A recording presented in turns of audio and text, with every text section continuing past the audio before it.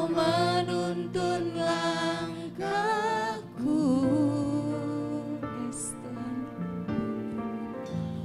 Ku tak pernah sendiri. Kau tak tinggalkanku, tak sekalipun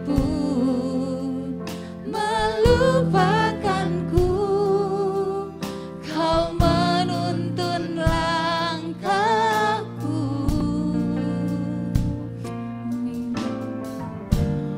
Ku tak pernah sendiri. Kau tak tinggalkanku. Ku tak akan pernah menyerah sampai ku lihat Kau bekerja. Ku percaya mujizat kan nyata. Ku tak berhenti percaya. Ku tak akan pernah menyerah sampai ku lihat Kau bekerja. Jesus, ku percaya mujizat kan nyata.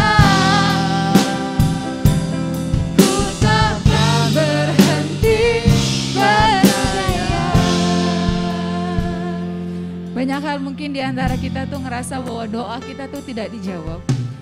Banyak hal mungkin di hati kita bahwa Tuhan, aku sudah menyerah dengan doaku.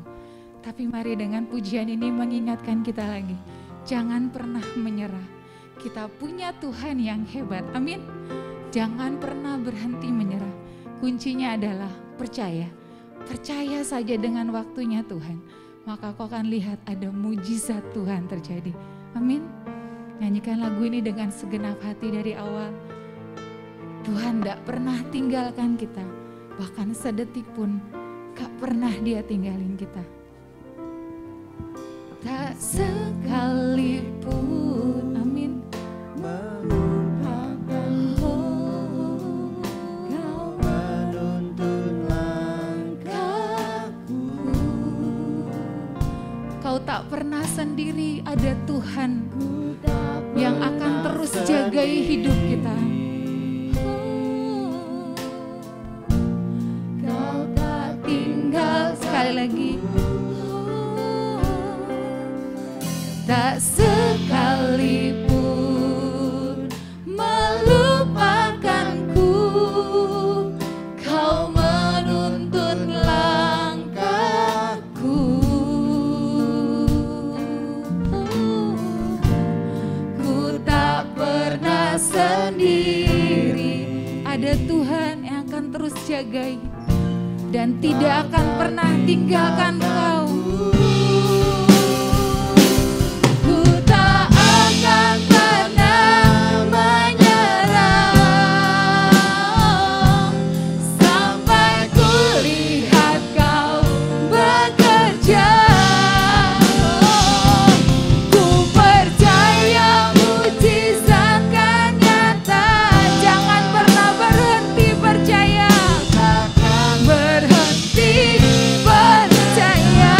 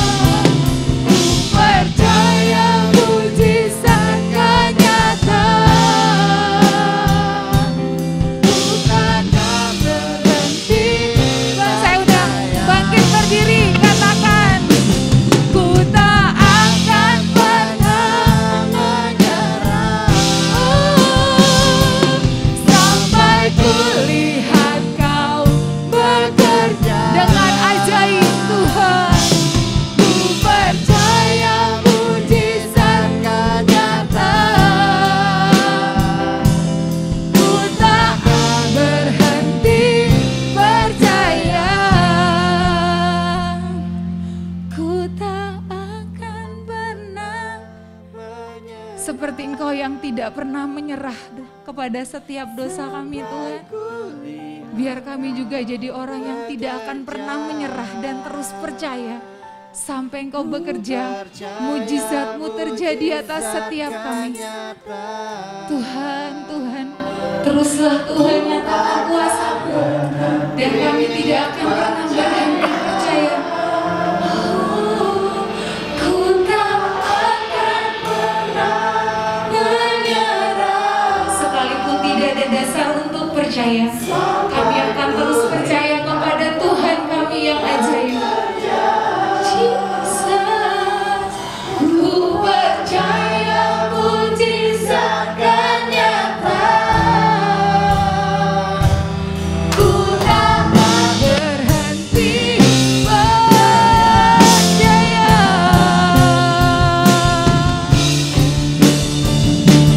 Ku tak akan pernah menyerah sampai ku lihat Kau bekerja. Ku percaya mujizat akan nyata. Amin. Ku takkan sekali lagi katakan, ku tak akan menyerah Tuhan. Jesus, sampai ku lihat Kau bekerja. Ku percaya mujizat akan nyata. Ku takkan berhenti percaya. Ku takkan berhenti percaya. Ku takkan berhenti percaya. Mari ucapkan yang jadi doamu dan percaya Tuhan tidak pernah menyerah. Kita pun gak pernah serah. Kita hanya berserah penuh sama Tuhan. Jesus, Jesus.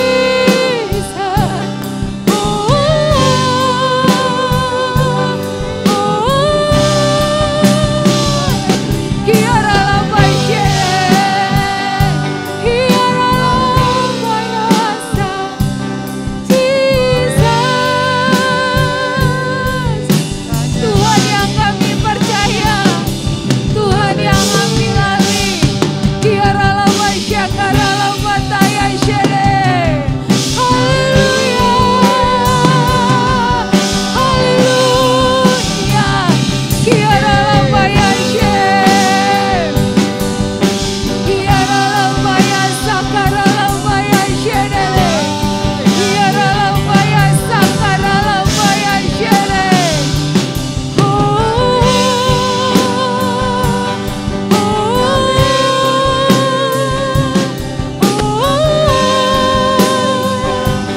Jesus, Jesus, Jesus,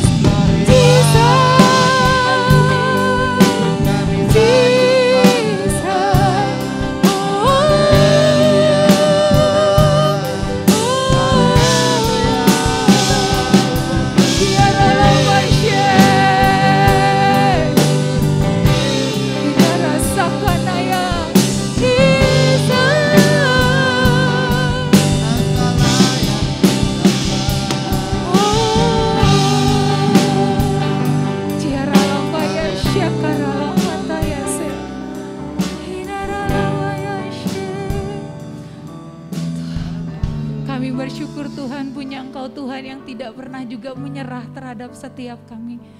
Buat kami juga tidak pernah menyerah Tuhan, tapi berserah penuh sama Tuhan. Punya Engkau Tuhan yang pegang kendali atas hidup kami. Langit dan bumi kepunyaan-Mu Tuhan, apalagi kami. Bahkan sepatah kata doa kami Engkau tahu yang terbaik. Hanya waktu-Mu itu pasti yang terbaik. Buat kami tetap percaya dan tidak menyerah sampai kami lihat Engkau bekerja dan mujizat-Mu dinyatakan. Terima kasih Tuhan buat pagi yang ajaib. Kami percaya kami pulang dengan pengharapan yang daripada Engkau. pujian, penyembahan, firman, biar sampai kepada Engkau dan memberkati kami juga Tuhan. Dalam nama Yesus kami berdoa, kami siap sembah Tuhan, kami siap memuji Tuhan dengan penuh sukacita. Di dalam nama Yesus. Yang percaya katakan, amin. Beri kemuliaan buat Tuhan.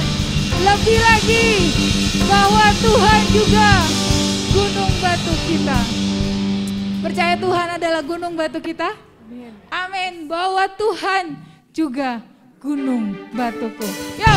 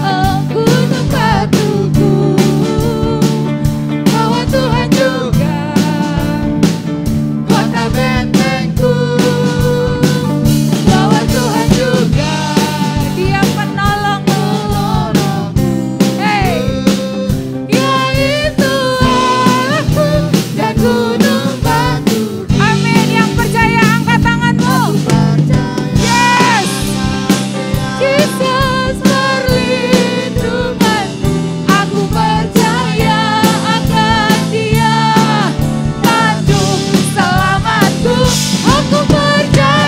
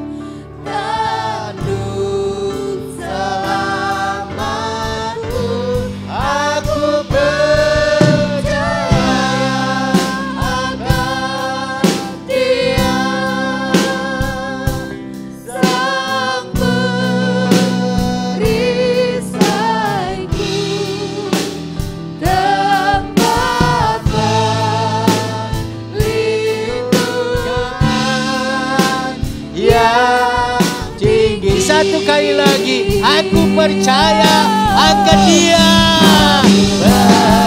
Percaya akan Dia.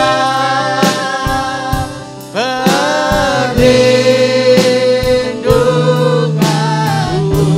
aku percaya akan Dia. Kandung selamaku, aku percaya akan Dia. Sang perisaiku, tempat perlindungan. Dia ingin dapat perlindungan. Tempat perlindungan.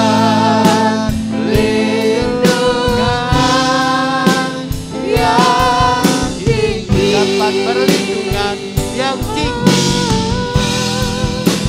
Tempat perlindungan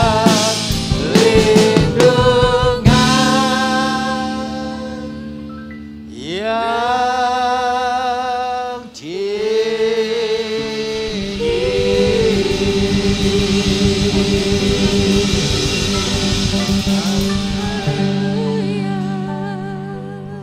suatu keyakinan yang datang dari hati kami paling dalam, Bapa. Engkau adalah tempat perlindungan kami. Engkau adalah penolong kami yang ajaib. Engkau adalah tempat kami mengadu apapun yang terjadi di dalam hidup ini.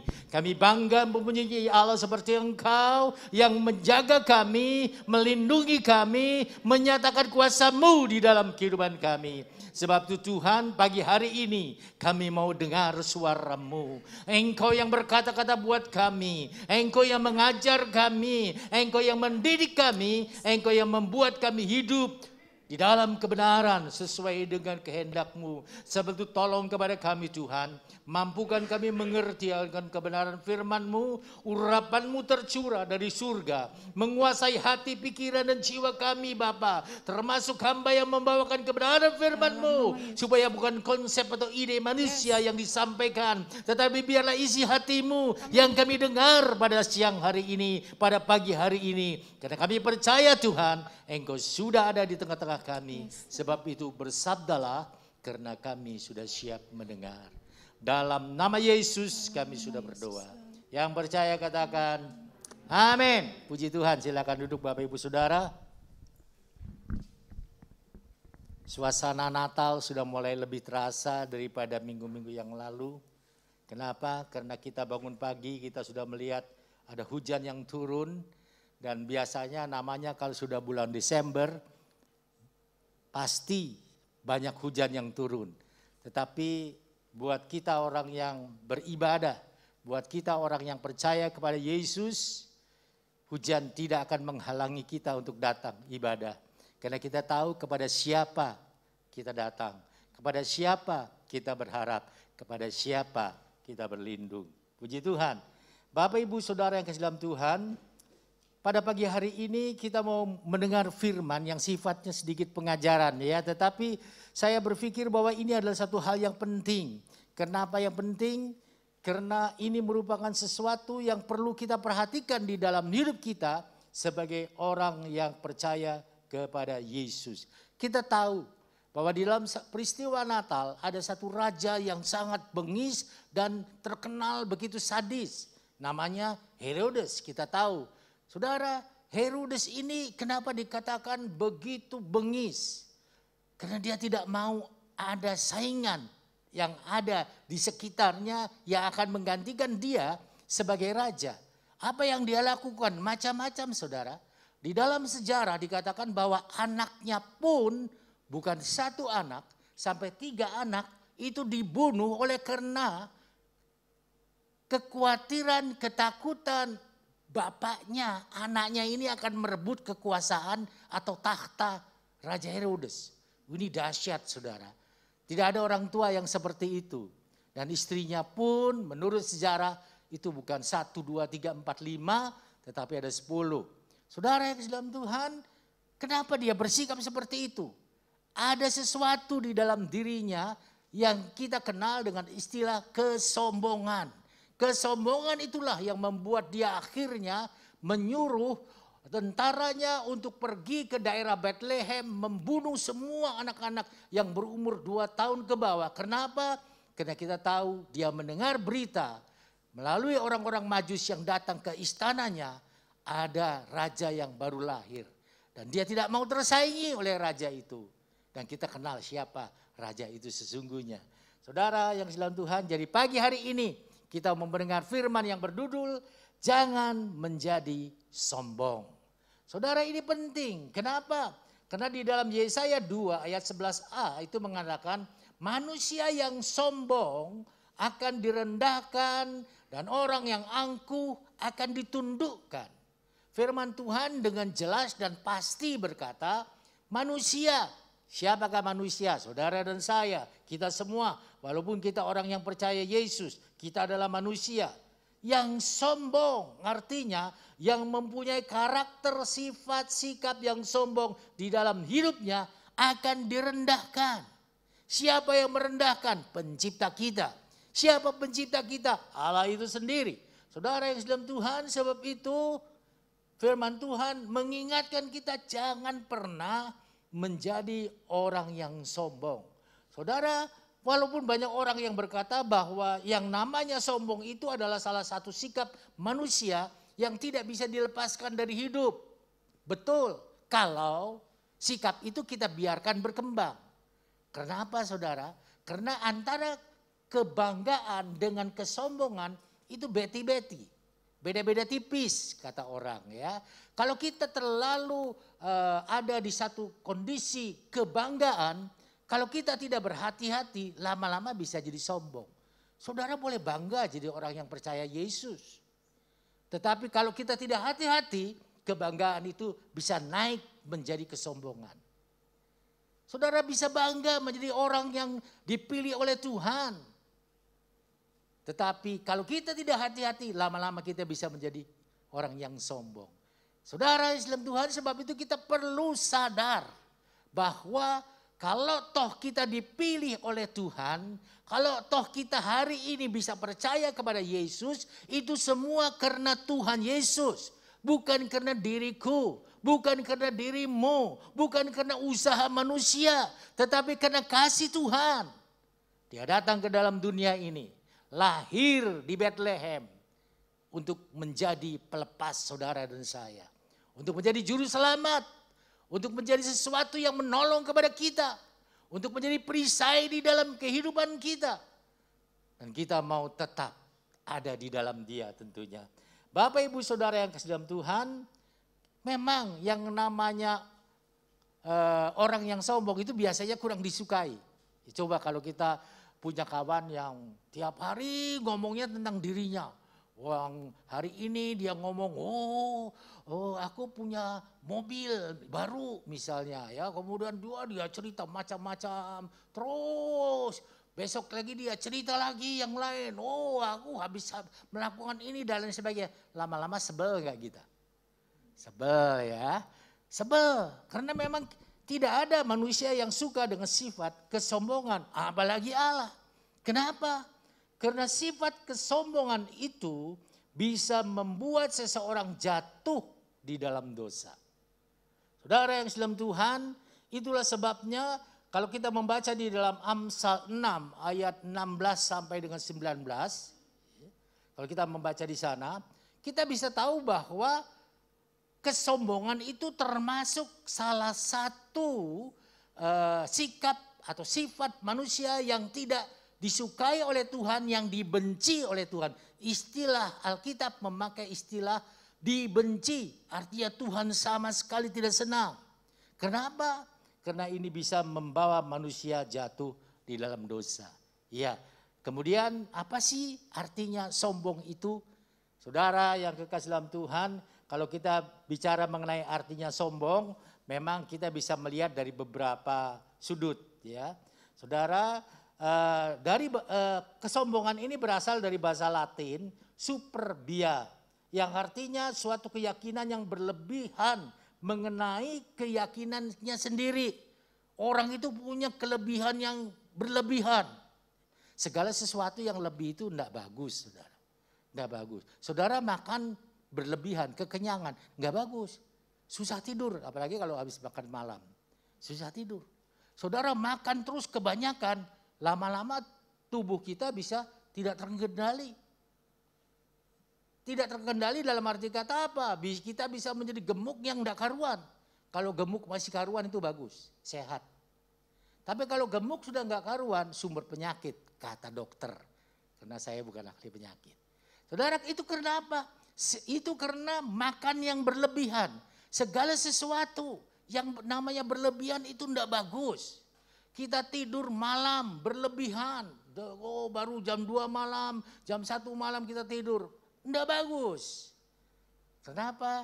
Manusia ada batasnya. Dan batasnya itu Tuhan yang sudah menentukan.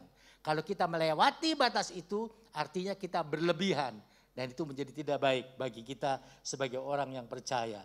Saudara yang kasih dalam Tuhan, tadi saya katakan bahwa Allah tidak senang oleh karena yang namanya kesombongan ini merupakan awal dari kita bisa jatuh di dalam dosa. Saya ambil contoh dari Alkitab. Kita kenal siapa yang namanya Hawa. Hawa adalah manusia ciptaan pertama dari Allah. Saudara, dia hidup di Taman Eden dengan suaminya yang bernama Adam. Situasi yang menyenangkan ada di dalam Taman Eden itu. Sampai satu waktu iblis datang kepada dia dan membujuk kepada dirinya. Atau berkata kepada dirinya, kalau kamu makan buah ini, kamu akan menjadi seperti Allah. Tahu baik dan jahat. Saudara bisa baca di dalam Kejadian 3 ya. Saudara yang dalam Tuhan, Hawa mulai berpikir menjadi seperti Allah. Perasaan sombong enggak itu? Sombong, ya itu sudah mulai sombong. Tadinya dia bangga sebagai ciptaan Tuhan. Oh, segala sesuatunya bisa tercukupi. Tetapi iblis mulai membujuki dia, membodohi dia, menipu dia, membuat dia masuk di dalam jerat daripada iblis supaya ada rasa kesombongan. Dan Hawa masuk di dalam jerat iblis itu. Akhirnya dia makan buah yang dilarang oleh Tuhan, jatuhlah dia di dalam dosa. Contoh, ada lagi yang lain tidak? Ada saudara. Misalnya siapa? Ya, misalnya yang membangun menara Babel. Di dalam Alkitab Kejadian 11, saudara tidak akan menemukan nama Nimrod. Karena nama Nimrod itu ada di Kejadian 10. Tetapi tidak secara langsung dikatakan bahwa yang membangun menara Babel pada waktu itu adalah pimpinannya namanya Nimrod. Tetapi dalam sejarah yang saya baca, saudara, Nimrodlah yang menjadi pemimpin pembangunan menara Babel itu. Mereka berkata, marilah kita membuat suatu kota yang ada menaranya yang besar, yang terus menuju ke langit. Kenapa ke langit? Karena pada waktu itu orang percaya di langit itu ada surga. Dengan kata lain, oh kita buat suatu tangga yang menuju ke surga. Kebanggaan tidak itu, kebanggaan. Tapi akhirnya menjadi kesombongan. Kenapa? Biar nama kita menjadi terkenal. Saudara baca, kita cari nama. Di dalam Kejadian 11 itu seperti itu ya. Saudara yang kasih dalam Tuhan, dan akhirnya Tuhan tidak berkenan terhadap pembangunan menara itu. Tuhan kacaukan mereka dalam arti saling tidak mengerti, berbahasa satu dengan yang lain. Dan sejak saat itu yang namanya manusia mulai terserak ke seluruh muka bumi ini.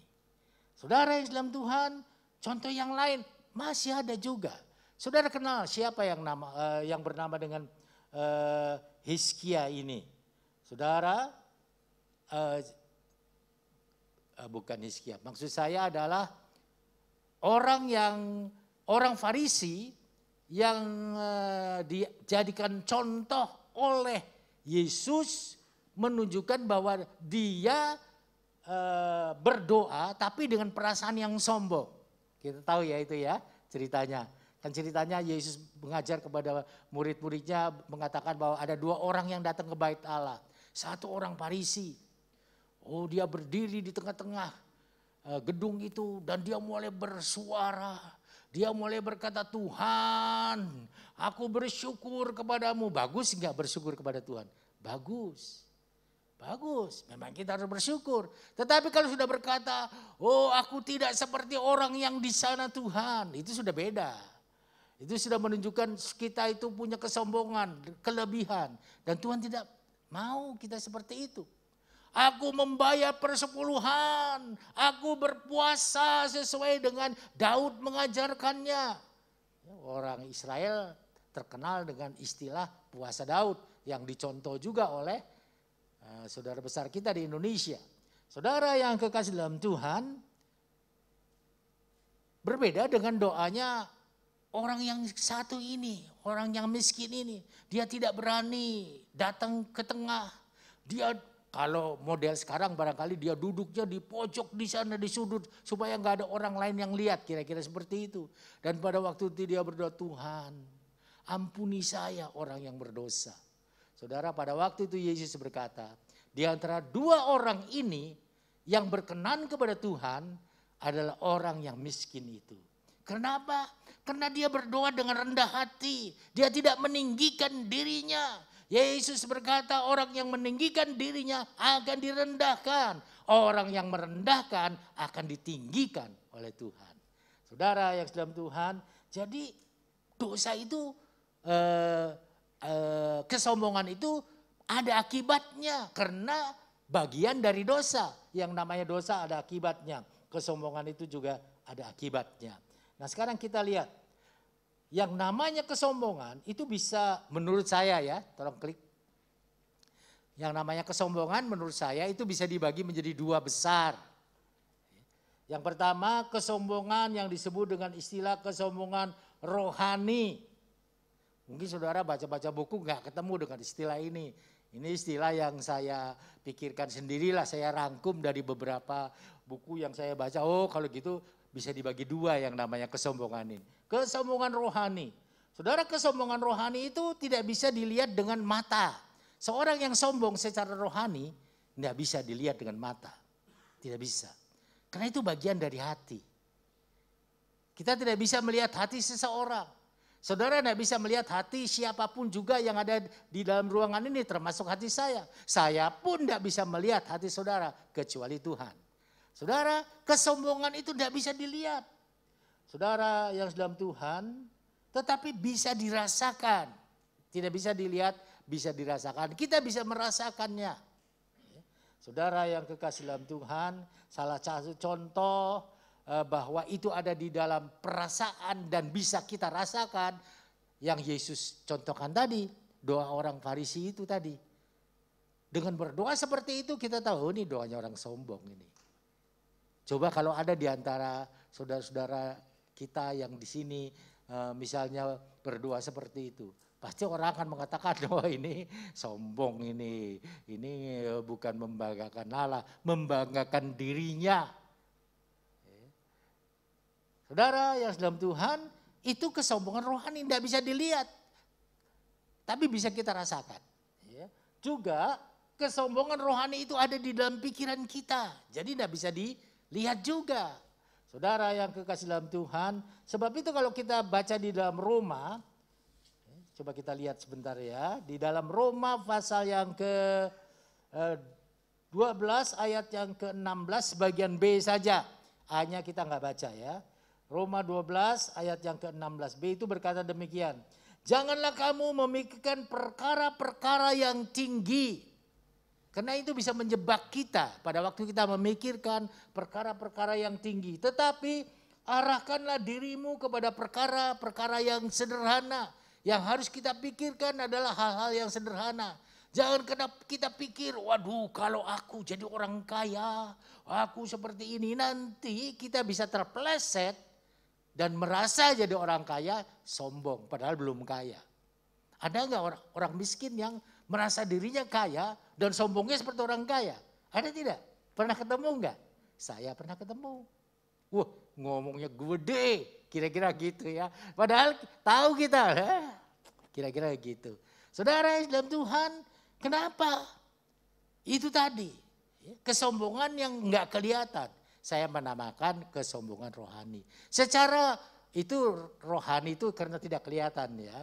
Nah, ada juga yang rohani dalam pengertian rohani yang biasa kita dengar adalah begini. Ada orang yang diminta oleh gembalanya, Brur atau Mas atau siapa gitu ya, tolonglah ikut di dalam pelayanan, bantu pelayanan, ini singer lah misalnya, jadi singer lah, kamu jadi singer ya, atau jangan singer deh, suaramu bagus jadi WL. Tapi orang ini punya kesombongan secara rohani, dia bilang apa? Jangan saya suara saya nggak bagus, padahal suaranya bagus. Orang lain aja suruh orang lain. Orang lain aja jangan saya Ada yang lebih bagus dari saya kok. Padahal suaranya bagus, Tuhan kasih talenta sama dia. Saudara, begitu gembalanya, pendetanya nunjuk orang lain, mau tahu gua, dia sama gua bagus mana suaranya, pinter mana jadi WL-nya. Nah ini kesombongan rohani ini, kelihatannya enggak jangan saya aduh saya suaranya jelek. Rendah hati kan kelihatannya, orang lain aja. Tapi begitu orang lain muncul, kelihatan aslinya. Saudara, ini kesombongan rohani. Tidak boleh ada di dalam hidup kita. Nah yang kedua adalah kesombongan secara jasmani. Ini yang kita bisa lihat. Dengan gayanya, dengan modelnya, orang yang seperti itu ya. Biasanya orang yang sombong dalam pengertian rohani itu bisa kita lihat dari caranya menganggap orang lain. Begitu ada orang yang dianggap rendah, lah udah lu jangan ikutan. Lu apa sih? Lu itu apa sih? Coba lu ngaca dulu dong. Lu itu siapa? Gua ini siapa? Saudara, itu kalau kesombongan jasmani kelihatan. Orang yang seperti itu kelihatan sudah. Saudara yang dalam Tuhan, ketika saya dulu pernah bertemu dengan seorang pejabat di Tangerang ini, kebetulan adalah orang Kristen, kepala Departemen Tenaga Kerja di Tangerang, dan dia menceritakan, dia kebetulan ibadah di satu gereja besar di Jakarta, dan dia bilang, waduh Pak, kalau di tempat saya ibadah itu, orang-orang kaya itu berlomba-lomba menunjukkan siapa dirinya. Caranya gimana Pak? Mereka nggak pernah datang tepat waktu. Kalau datang terlambat. Pintunya itu nggak seperti kita dari samping. Pintunya itu ada di belakang sana. Dan mereka itu nggak mau duduk di belakang. Maunya di depan. Kalau ada orang lain yang duduk di depan atau kursi yang sering mereka pakai, mereka marah seperti itu. Sehingga pendetanya kadang-kadang ya udah. Ya bicara itu jangan didudukin. Karena itu biasanya si Bapak Anu yang sering duduk di sana. Sudah datangnya terlambat. Suami istri katanya ini ya. Itu memakai emasnya dipakai semua. Istrinya gelangnya dari sini sampai di sini. Belum yang di sini. Belum yang di sini. Jalan terlambat. Semua orang balik karena jalannya tok semua balik. Wah, dia rasa senang, kagum, kelihatan. Ini sombong secara jasmani ya. Ada di dalamnya, karena memang kesombongan itu selalu berhubungan. Saudara yang dalam Tuhan, jadi seperti itu. Di dalam Alkitab ada enggak yang sombong seperti yang saya katakan? Ada, saudara. Saudara kenal dengan Hizkia, tadi saya sudah sebut ya. Hizkia itu adalah seorang yang sakitnya cukup parah. Dan Tuhan kirim Yesaya sebagai seorang nabi pada waktu itu untuk datang kepada Hizkia dan berkata, sekarang ngomong deh sama saudara-saudaramu. Sebentar lagi kamu akan mati. Kira-kira seperti itu. Pamitanlah sama saudara-saudaramu. Ya, kalau ada pesan-pesan terakhir, ngomonglah pesan-pesan terakhir. Ya. Saudara, pada waktu Hizkia mendengar hal seperti ini, Wah, dia menangis di hadapan Tuhan, dia berteriak, dia katakan, Tuhan, Engkau Allah yang mengasihi, Allah yang menolong, Allah yang berkuasa menyembuhkan. Tuhan, tolong Tuhan, sembuhkan saya Tuhan. Oh, dia betul-betul dia berharap kepada Tuhan. Dan akhirnya Tuhan dengar doanya. Waktu Tuhan dengar doanya, Tuhan utus lagi nabinya Yesaya. Doamu sudah didengar oleh Tuhan, Tuhan memperpanjang umurmu 15 tahun lagi. Wow, senang enggak saudara? Senang. Oh, saya bisa merasakan apa yang kira-kira dirasakan oleh Yesaya. Kenapa? Karena 4 tahun yang lalu saya merasa, kalau saya kembali memikirkan susah bernapasnya, sakit di sini, ya, kemudian menarik napasnya susah, lewat saya malam ini, kira-kira begitu. Ya. Tetapi Tuhan dengar doa. Oh, rasanya, sampai sekarang saya bisa berbicara di depan Bapak Ibu Saudara, luar biasa. Saya bisa merasakan kesenangan yang dirasakan oleh Yesaya ini. Saudara ya dalam Tuhan, dan mungkin Yesaya bicara kepada raja-raja yang ada di sekitar Yehuda pada waktu itu. Oh, bagaimana Tuhan menjamah dia, menolong dia dan lain sebagainya. Sampai satu waktu raja dari Babel mengirim utusan. Ya, kalau istilah sekarang kira-kira besuk lah, kira-kira begitu. Datang kepada Hizkia. Saudara, dan ketika datang kepada Hizkia, saudara, raja Babel ini membawa persembahan, ya kalau kita besukan juga ada yang suka bawa roti lah, bawa kue lah, bawa macam-macam lah. Nah, ini Raja Babel juga seperti itu kepada Hizkia. Hizkia sudah sembuh karena mereka dengar, dan sakitnya parah, mereka juga dengar. Sehingga mereka mau membuktikan benar enggak sih Allahnya Hizkia itu menyembuhkan Hizkia, kira-kira begitu. Saudara, dan ketika mereka sampai di sana, saking senangnya Hizkia ini, saking bangganya dia terhadap pertolongan Allah, bagaimana Allah menolong kepada dirinya, bagaimana Allah memberkati dia, rombongan Raja Babel ini dia bawa ke istananya, dia perlihatkan semua emas yang ada di istananya, termasuk emas-emas yang ada di bait Allah, dia tunjukkan semuanya. Saudara, kalau sudah gitu namanya apa itu? Pamer, ya. Itu pamer. Itu kesombongan atau bukan itu? Kesombongan. Saudara, apa akibatnya?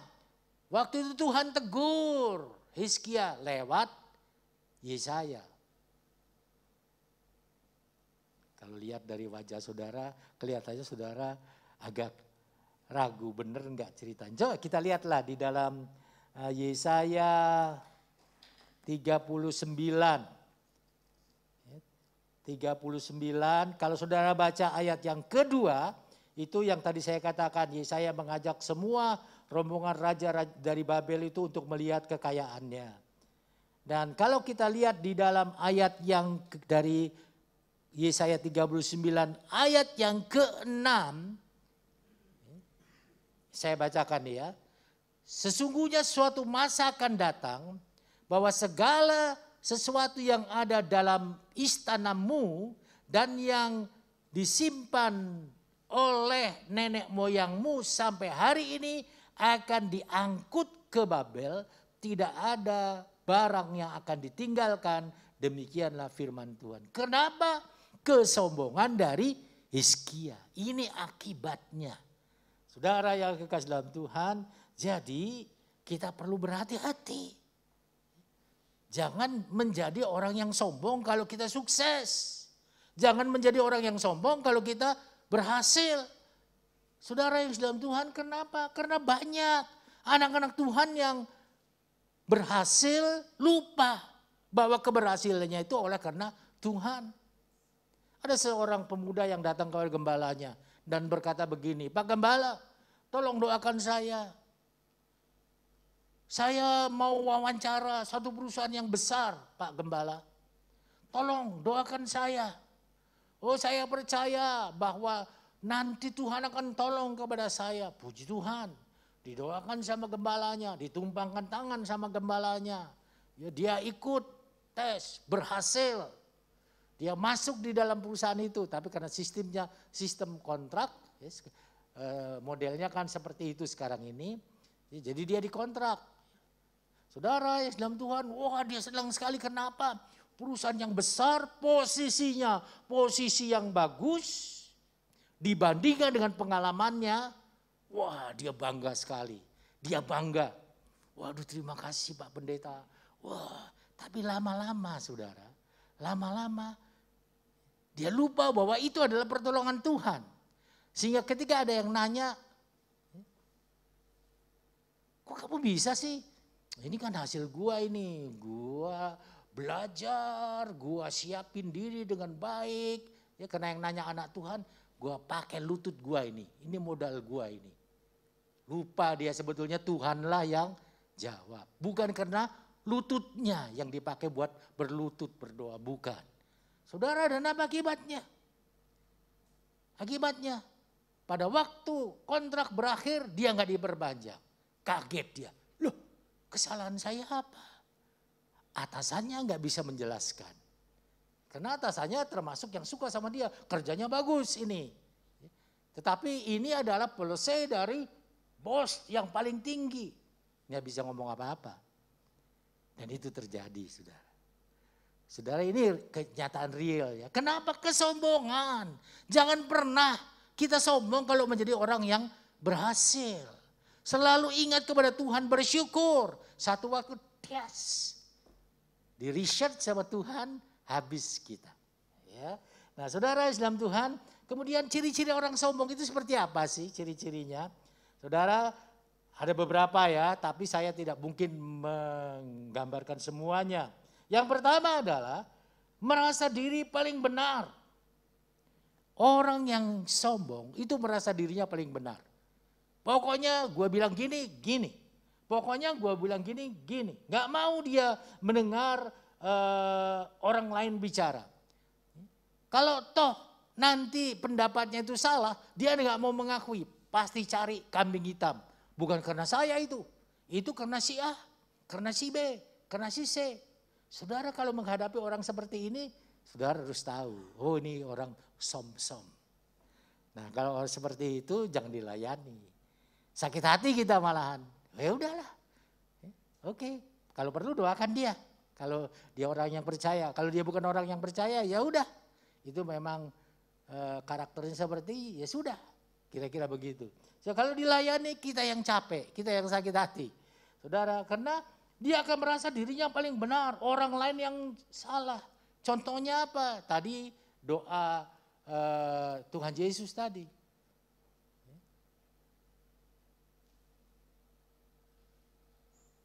Kemudian pada waktu Tuhan Yesus menyalahkan orang Farisi balik menyalahkan Yesus. Nggak mau, merasa dirinya paling benar. Itu yang pertama. Yang kedua, orang yang seperti ini menentang. Punya sikap yang menentang kepada otoritas di atasnya. Hati-hati. Saudara menentang otoritas di atasnya. Saya adalah otoritas saudara di atasnya. Saudara menentang saya, enggak apa-apa. Saya enggak pernah sakit hati. Kenapa? Saya enggak tahu saudara, barangkali memang Tuhan mempersiapkan saya seperti itu barangkali ya. Karena saudara tahu bahwa sebelum saya menjadi gembala di tempat ini, saya kan lewat proses yang cukup panjang. Saya jadi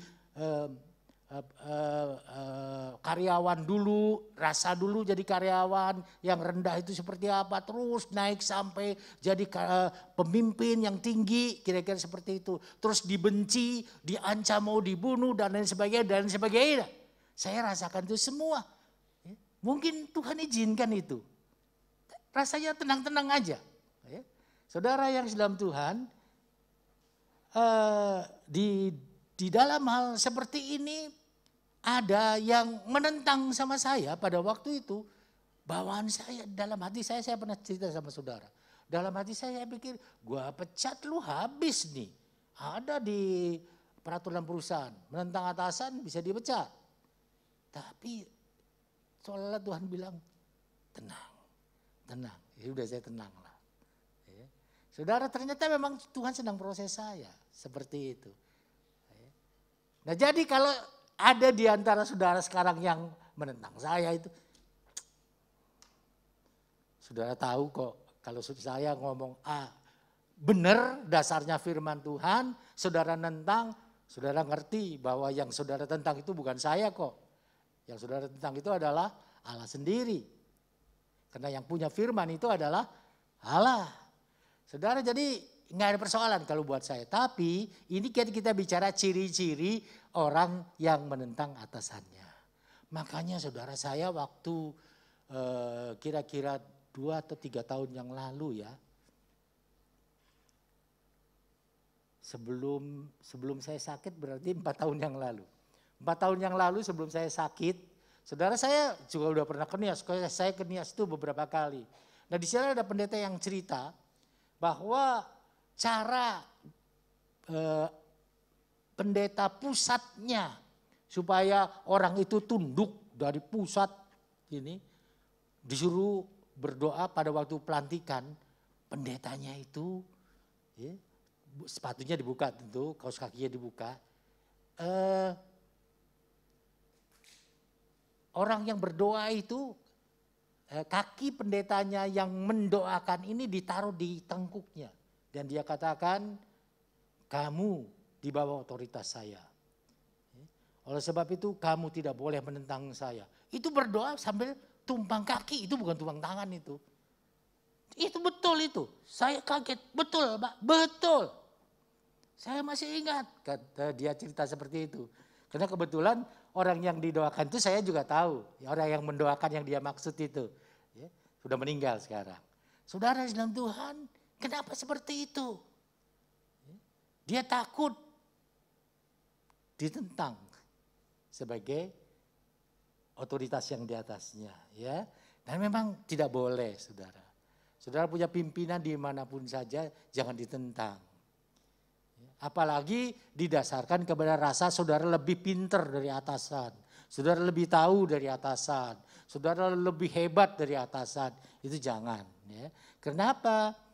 Lucifer jatuh itu oleh karena juga merasa lebih dari Tuhan. Kira-kira begitu. Ya, dia akan merasa dirinya lebih dari Tuhan. Karena apa? Waktu dia memimpin paduan suara, dia kan malaikat saudara. Bukan malaikat yang menakutkan, enggak. Suaranya itu, woi, dahsyat luar biasa. Makanya dia pemimpin paduan suara di surga, memimpin malaikat-malaikat itu. Luar biasa. Betul. Saudara, pada waktu Ibu Okyang mungkin masih ingat. Pada waktu, dan Pak Okyang ya, pada waktu kita ke Yerusalem dulu, itu ada satu gereja ya Bu ya. Satu gereja kan kita nyanyi itu di sana, itu enggak ada sound system gini.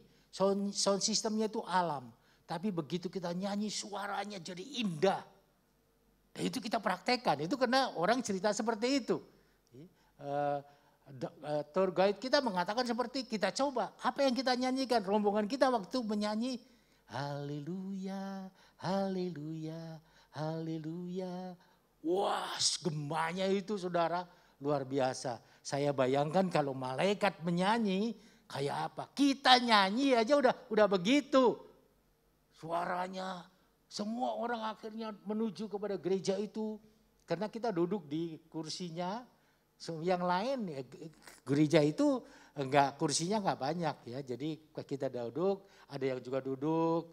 Tapi yang lain karena lihat kita duduk sambil menyanyi begitu berdiri di pinggir karena yang kita nyanyikan bukan lagu yang khusus, lagu yang umum, pada ikut nyanyi. Jadi bagus. Saudara, apalagi Lucifer. Waktu dia memimpin paduan suara di surga itu luar biasa. Tapi ketika dia merasa aku seperti Allah, bahkan aku lebih dari Allah memimpin pasukanku. Jatuhlah dia. Kesombongan menyebabkan seseorang itu jatuh. Saudara, apalagi? Yang ketiga adalah hobi pamer. Tadi kita sudah dengar ya, ini bahaya ini. Kalau ada orang yang hobinya pamer, wah sedikit-sedikit pamer, sedikit-sedikit pamer. Ini menunjukkan sebetulnya dirinya itu sombong ya, karena dia suka mempromosikan dirinya, dia suka bicara tentang pencapaian prestasinya, itu udah promosi itu. Saudara yang dalam Tuhan, yang keempat adalah tidak mau mendengar pendapat orang lain. Dia nggak peduli dengan lawan bicara. Kalau itu adalah orang Kristen, hati-hati saudara. Kenapa? Karena di dalam Yakobus 1 ayat 19 itu berkata, Yakobus 1 ayat 19, ya kita coba lihat di dalam Yakobus 1 ayat 19, itu berkata begini, hai saudara-saudara yang kukasihi, ingatlah hal ini. Ini Rasul Paulus mengingatkan. Ingatlah hal ini, setiap orang hendaklah cepat untuk mendengar. Cepat untuk mendengar, tetapi lambat untuk berkata-kata. Jadi artinya apa? Tuhan mau supaya kita itu menjadi pendengar yang baik. Bukan menguasai, mendominasi pembicaraan. Tidak. Nggak mau dengar orang lain. Pokoknya enggak. Gini loh. Gini. Enggak gitu. Gini. Wah ini mendominasi namanya. Ya. Saudara itu cirinya. Hati-hati. Sebab kita sudah melanggar firman kalau kita melakukan hal seperti itu sebagaimana dikatakan di dalam Yakobus 4 tadi. Yang kelima, sebetulnya orang yang sombong itu dasarnya rendah diri loh. Sebetulnya sombong. Untuk menutupi rendah dirinya, dia bersikap sombong. Kelihatannya di mana? Coba kalau dia kumpul sama orang-orang yang lebih tinggi dari dirinya. Dia pikir, wah orang itu lebih kaya. Jadi pendiam dia di kelompok orang-orang yang lebih kaya. Tapi kalau di kelompok yang lain yang dia merasa lebih hebat dari yang lain, wow dia jadi hebat banget. Nah, itu pada dasarnya seperti itu ya. Kemudian orang yang sombong itu biasanya anti kritik, nggak mau dikritik, nggak mau. Siapa saja. Saudara jangan pikir, oh kalau gitu ini hanya anggota jemaat. Enggak. Pendeta juga ada yang begitu. Ada saudara. Yang tadi saya katakan kan ada. Ya. Jadi semua orang harus hati-hati. Karena yang namanya kesombongan ini sama dengan virus corona. Nggak bisa dilihat. Tapi orang bisa terpapar. Gitu. Nggak milih sasaran. Apakah dia itu pendeta, bukan pendeta, pengusaha, bukan pengusaha, karyawan, bukan karyawan, siapapun juga bisa terpapar oleh virus corona. Sama juga. Virus kesombongan ini, virus sombong ini juga bisa mengenai siapa saja. Bukan terus kalau pendeta itu imun terhadap kesombongan, tidak. Makanya saya selalu, Tuhan tolong jangan sampai saya jadi orang yang sombong. Karena Amsal mengatakan kecongkakan itu awal dari kejatuhan. Kesombongan itu awal dari kejatuhan. Saudara jangan pernah seperti itu. Ya, orang yang tidak suka dikritik, marah kalau dikasih tahu dan lain sebagainya, merasa dirinya itu punya kemampuan bisa memperbaiki kesalahan sendiri, ini berbahaya. Kemudian saudara, kesombongan itu memang Tuhan larang karena ada akibatnya. Ada akibatnya, tolong diklik. Nah apa akibatnya? Secara rohani, akibatnya adalah bisa menghambat pertumbuhan kita di dalam Kristus.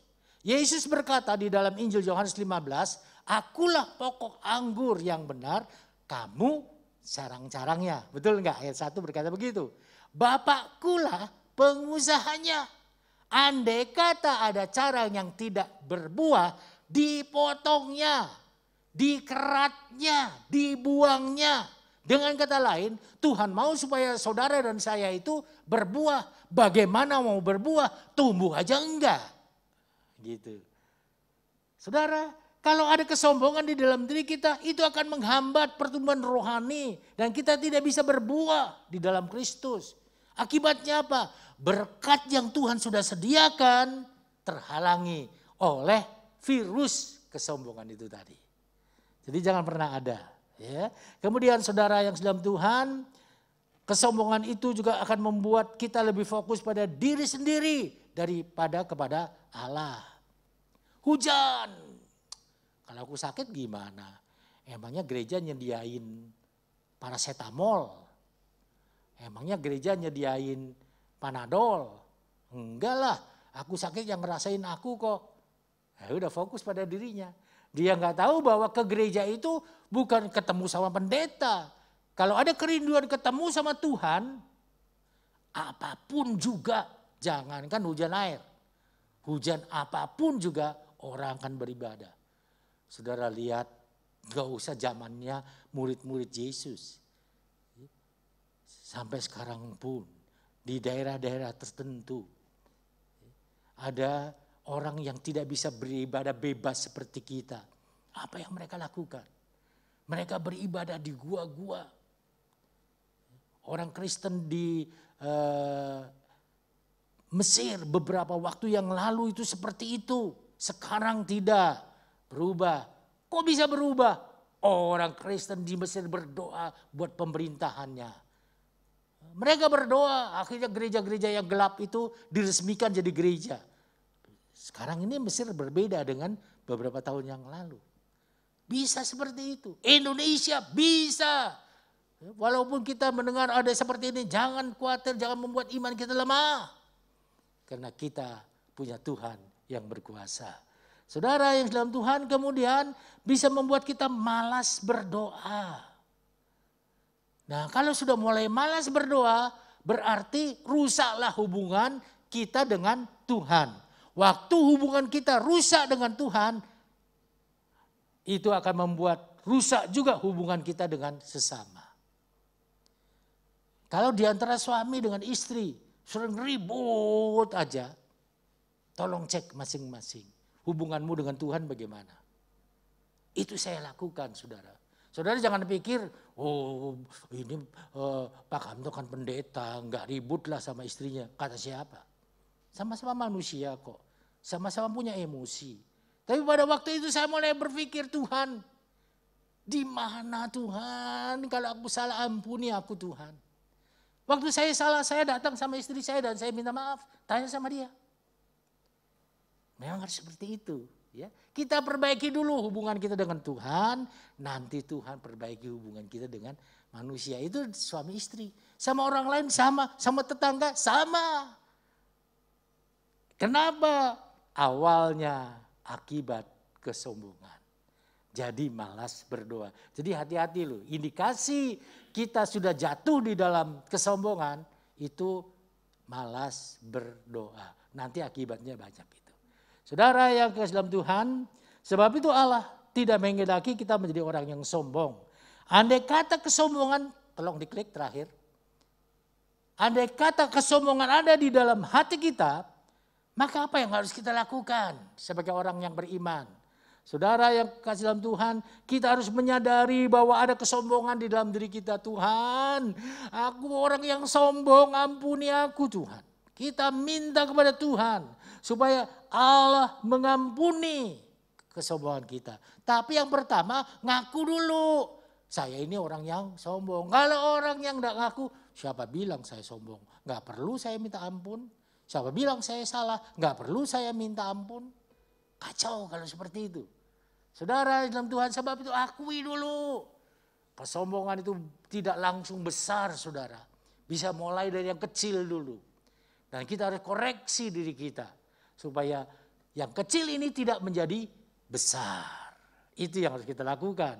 Dengan cara apa? Yaitu kita selalu minta tolong kepada Tuhan. Ampuni saya Tuhan. Saudara, kalau sudah kita berdoa minta Tuhan mengampuni kita, kita juga minta Tuhan kasih saya kemampuan. Untuk apa? Menolak kesombongan. Untuk apa? Meninggalkan kesombongan. Melepaskan kesombongan. Karena ada sombong itu hobi. Itu kacau itu. Kalau sudah jadi hobi, kacau itu.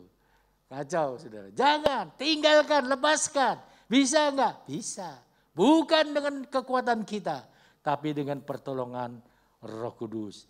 Pagi hari ini, melalui firman Tuhan yang kita dengar, kiranya Allah akan menolong kita Dengan pertolongan Roh Kudus kita dibebaskan dari kesombongan atau tinggi hati. Dan biarlah kita mau hidup sesuai dengan kehendak Tuhan. Sehingga nama Yesuslah yang dipermuliakan dalam kehidupan kita.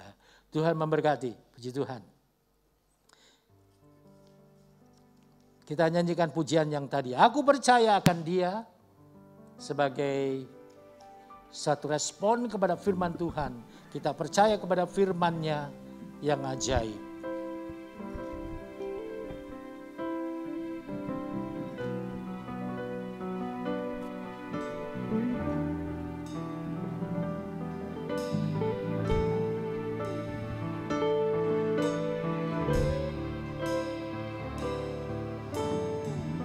Aku percaya akan Dia, aku percaya akan Dia, perlindunganku, aku percaya akan Dia.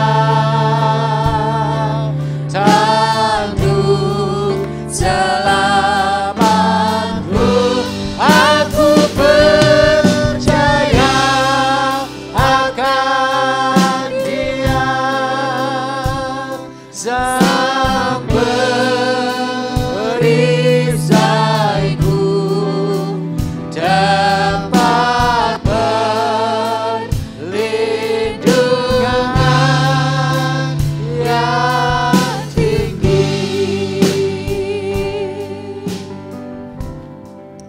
Bapa di surga, kami sudah mendengarkan firman-Mu Tuhan, yang mengajar kepada kami supaya kami tidak menjadi orang yang sombong, sebagaimana Herodes di dalam hidupnya, sebagaimana orang-orang yang lain yang sudah kami dengar melalui kebenaran firman-Mu Bapa.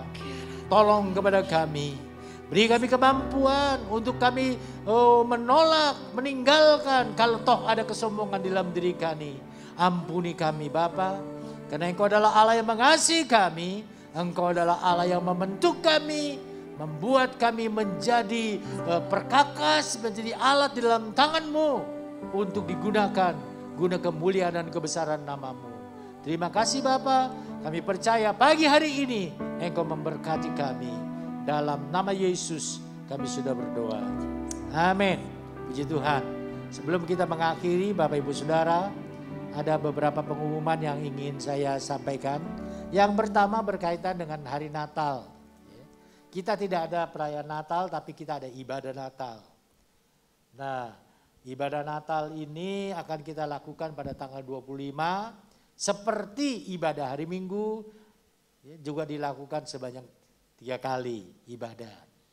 Kenapa saya minta Pak Anton untuk mereview kembali atau melihat kembali nama-nama yang ada, yang selama ini ada. Ini barangkali ada yang berpikir saya karena ini namanya ibadah Natal, saya mau ibadah sore hari aja. Karena ada yang berpikir kok rasanya lebih hikmat kalau ibadah Natal itu sore mendekati malam ya. Terutama kalau nyanyi malam kudus, lampu digelapin semua, betul-betul gelap. Rasanya seperti itu. Kemudian nyala lilin itu, wah, membawa suasana seperti apa? Iya betul, saya pernah merasakan seperti itu. Dan saya ingin perasaan seperti itu ada selalu saya rasakan di dalam hidup ini. Ya, sebab itu saya berkata kepada hamba-hamba Tuhan tempat ini, kalau bisa kita jadikan lagu wajib gitu. Pokoknya kalau Natal mesti ada lagu malam kudusnya. Kenapa? Karena ada orang yang datang sama saya beberapa waktu yang lalu. Om, kita belum Natal om. Loh, udah, belum nyanyi. Nggak ada malam kudusnya katanya. Ya, jadi kita mau malam kudus sama-sama. Saudara nyanyi malam kudus setahun sekali loh. Walaupun nggak dilarang bulan Januari, Februari, Maret, April, setiap saat nyanyi malam kudus. Tapi kan rasanya nggak pas. Enaknya itu kalau bulan Desember, kira-kira kan gitu ya. Atau di Januari. Oke. Jadi saya minta diganti. Nah sebab itu kalau ada yang berpikir saya mau yang sore, ya ganti sore nggak ada masalah. Saya mau ini nggak ada masalah ya. Ternyata saudara seperti yang sudah melakukan pemilihan ya sudah seperti itu. Tapi tolong diingat jumlah yang dikatakan di sana itu termasuk yang ibadah di lantai 1 pakai LCD. Jadi kalau saudara lihat di situ sudah penuh ya apa boleh buatlah. Saudara turun ke bawah. Ya walaupun lu saya udah nulis nama kok. Iya 55 itu barangkali nggak pakai nomor kursi. Kalau pakai nomor kursi 1, 2, 3, 4, 5 nah itu benar. Tapi kita nggak pakai nomor kursi. Nah saya senang sekali anggota jemaat di tempat ini tahu diri. Kalau yang muda-muda langsung naik ke atas. Yang lansia langsung di sini. Puji Tuhan. Ya. Saudara memang kita harus seperti itu. Mengerti posisi kita. Bahwa kita harus menghormati orang yang lebih tua di dalam hidup ini. Ya. Oke. Kemudian kalau ibadah tutup tahun kita adakan tidak ada tetap. Tapi 1 kali hanya ibadah. Dan di dalam ibadah tutup tahun sudah dibicarakan dengan para hamba Tuhan. Nanti juga akan diberi kesempatan kesaksian. Saudara, tapi dibatasi 2 orang saja. 1 orang 5 menit saja. Karena kita tidak bisa ibadah terlalu lama. Jadi 1 orang 5 menit saja ibadah tutup tahun. Tanggal 31 Desember, kita mungkin mulai sekitar jam 6 atau setengah 7, ya, itu ada kesaksian. Renungan enggak panjang-panjang kira-kira begitu, ya. Nah, kira-kira 2 orang aja supaya enggak terlalu panjang ibadah kita. Kemudian tanggal 1 Januari kita ada ibadah lagi awal tahun. Kalau kita nutup jangan lupa dibuka. Kalau kita buka, jangan lupa ditutup. Kira-kira kan gitu, ya. Itu etikanya. Nah, kita mau bersyukur kepada Tuhan waktu tanggal 31. Kita juga bersyukur lagi kepada Tuhan masuk di dalam tahun 21. Belum tahu loh. Saya ngomong sekarang. Apa nanti sampai ke tahun 21? Belum tahu, ya. Tapi kalau kita sampai di sana, kita bersyukur kepada Tuhan. Sebab itu tanggal 1 kita ada perjamuan kudus. Kita ada perjamuan kudus. Dan ibadahnya tanggal 1 itu cuma 2 kali saja. Tidak 3 kali. Karena bukan hari Minggu. Jadi saudara ya harus mengatur sedemikian rupa. Ya, kita hanya ibadah 2 kali. Tanggal 1. Hari Minggunya tanggal 3 itu kita ibadah lagi. Minggu pertama perjamuan kudus lagi. Nah itu baru 3 kali kalau hari Minggunya. Oke ya, saya kira informasi ini cukup bagus. Nggak ada yang lagi nanya-nanya, kapan kita Natalnya, kapan kita tahun barunya. Saudara cukup jelas sekarang.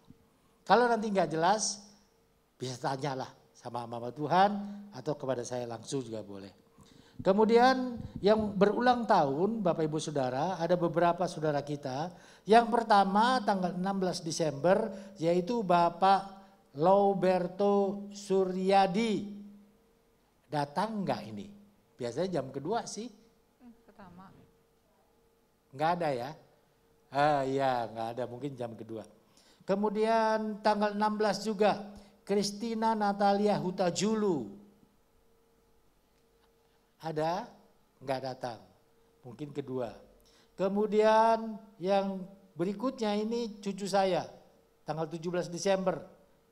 Yang biasa dipanggil Nathan. Nathanael Christian Asogi. Ini sore biasanya dia ikut ibadah sore. Kemudian tanggal 19 Desember. Ibu Yanli. Ibu Yanli.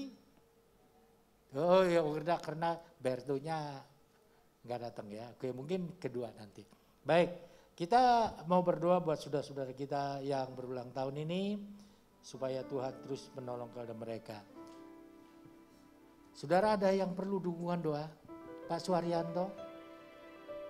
Ada lagi? Ibu Simon, ya. Siapa lagi? Pak Suharyanto, Ibu Simon di atas? Tidak ada. Oke, kita akhiri ibadah kita. Kita sama-sama berdiri. Kita mau menyanyikan pujian yang mengatakan doa Yabes.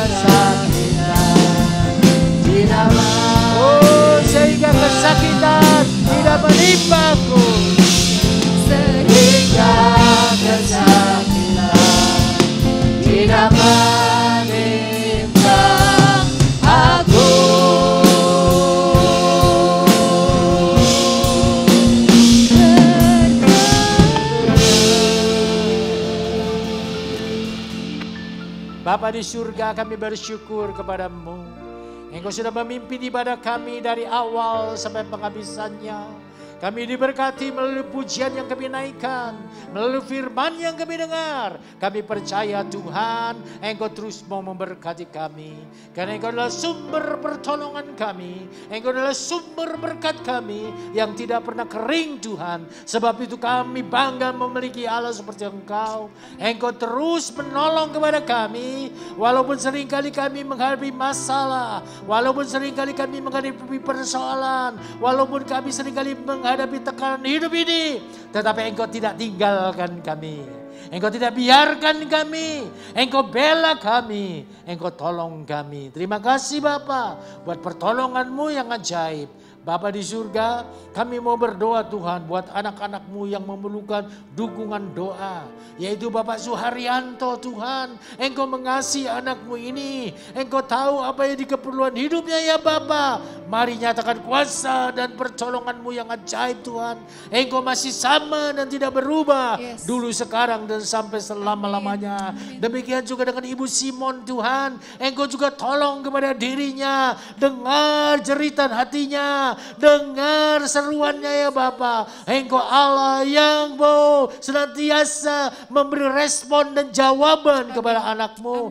Sebab itu Tuhan jawab permohonannya. Bapa, apapun juga yang menjadi permohonannya, Engkau sanggup menolongnya.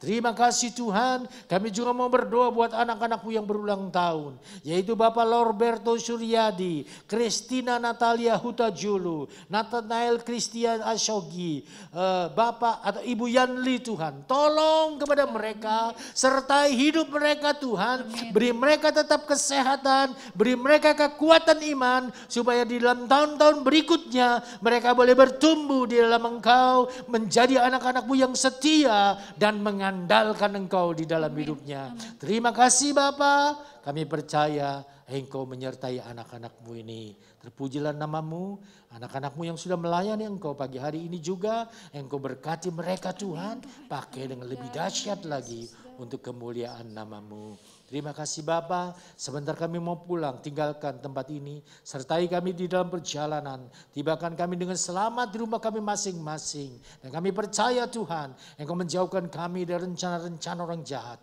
Engkau menjauhkan kami dari kecelakaan, Engkau melindungi dan menjaga kami. Kami ada di dalam genggaman tangan-Mu, sebab itu kami terpelihara dan terjaga di dalam Engkau. Terima kasih Bapa, terpujilah nama-Mu. Kita akan terima berkat. Berkat yang saudara terima bukanlah dari manusia, datang dari Tuhan Yesus. Sebab itu terimalah dengan iman. Dalam nama Yesus, Tuhan memberkati rumah tanggamu. Dalam nama Yesus, Tuhan memberkati usahamu. Dalam nama Yesus, Tuhan memberkati masa depanmu. Sebab itu sedang jemaat yang dikasihi Tuhan, sekarang pulanglah dalam damai sejahtera dari Allah Bapa yang alam mahu segala akal, yang memelihara pikiran hatimu di dalam Kristus Yesus, dan kasih karunia Tuhan Yesus Kristus yang telah menyelamatkan saudara, serta kuat kuasa Roh Kudus yang mengurapi, menyertai, memimpin, membuat saudara berhasil mulai hari ini sampai Maranatha, Tuhan Yesus datang kembali. Haleluya. Terima kasih Allah Bapa. Terima kasih Tuhan Yesus. Terima kasih Roh Kudus. Terima kasih Allah Bapa. Terima kasih Tuhan Yesus.